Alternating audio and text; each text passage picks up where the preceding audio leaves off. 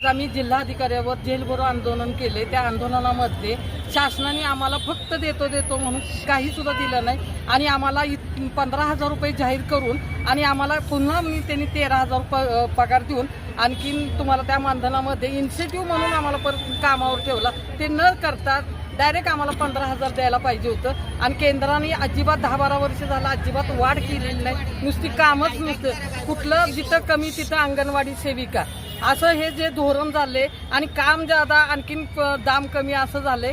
जिथं कमी तिथं अंगणवाडी सेविका हे रोल नाही करायला पाहिजे आणि सरकारने आम्हाला जे मानधन वाढ, पेन्शन वाढ, ग्रॅज्युटी ही सगळ्या गोष्टी द्यायला पाहिजेत। अंगणवाडी सेविकांना ही रस्त्यावर पावसाचं उतरण्याची वेळच नाही यायला पाहिजे होती।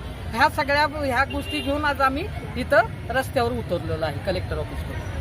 सरकारला रिक्वेस्ट राहील की आम्ही एवढं तळागाळात काम करून आम्हाला आता 13,500 रुपये पगार मिळतो। त्या 13,500 पगारात काहीच भागत नाही। साधा आपण मंडईत गेलो भाजी एक पावशेर घ्यायची म्हणलं तर 100-50 रुपये जातात आणि ज्यांच्या मुलांना शिक्षण द्यायचे तर त्यातून शिक्षण काय होतच नाही आणि कामं जी असतील ती प्रथम काम जे असेल ते आमच्या समोरच पहिलं काम येतं की अंगणवाडी ताई कुठे म्हणून कुठलाही माणूस आला तर तो पहिला अंगणवाडी ताईकडे येतो आणि आता जे आम्हाला हे SRचं काम किंवा BLOचं काम दिलं हे काम आम्हाला नकोच आहे, कारण मुलांच्याकडे अजिबात आमचं लक्ष राहत नाही आणि तिथं रात्रंदिवस आम्ही आता रात्रीचं 1-1, 2-2 वाजेपर्यंत रात्रीचं काम करत होतो।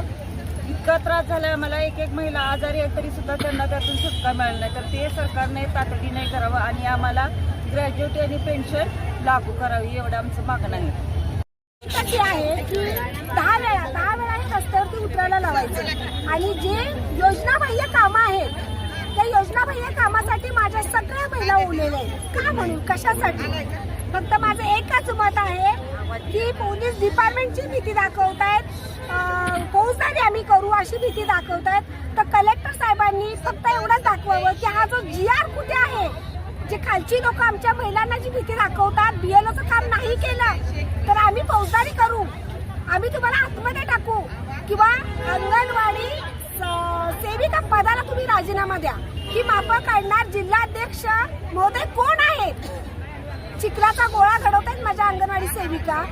आज नको तेवढं काम 4 प्रति, एक माहिती 10 प्रति द्या, आत्ताच द्या आणि लगेच द्या आणि जिथं कमी तिथं आम्ही ही गत माझ्या अंगणवाडी ताईंची चालली आहे। कशासाठी?